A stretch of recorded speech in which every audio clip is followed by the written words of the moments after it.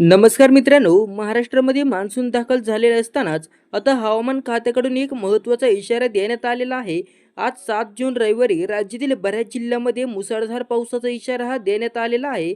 तर कोणकोणत्या जिल्ह्यात पाऊस पडणार आपण जाणून घेऊयाच. फक्त तुम्ही व्हिडिओवर नवीन असाल तर व्हिडिओला एक लाईक करा आणि चॅनलला सबस्क्राईब अवश्य करा.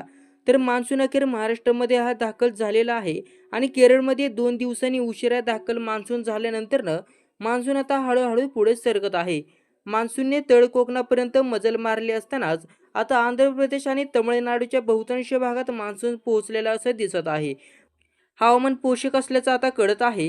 पुढील 4 ते 5 दिवस राज्यासाठी पावसाचा इशारा देण्यात आलेला आहे आणि काही जिल्ह्यांना येलो अलर्ट हा देण्यात आलाय.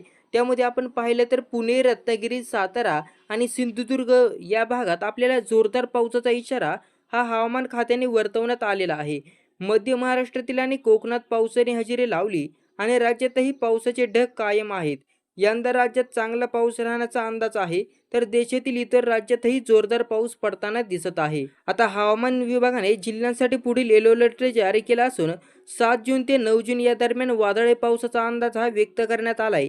तर हवामान खात्याच्या अंदाजानुसार या काही जिल्ह्यांमध्ये काही ठिकाणी विजांचा कडकडाट आणि 40 ते 50 किलोमीटर वेगाने वारे देखील वाहणार आहेत. त्यामुळे काळजी घेण्याचं आवाहन करण्यात आलेलं आहे.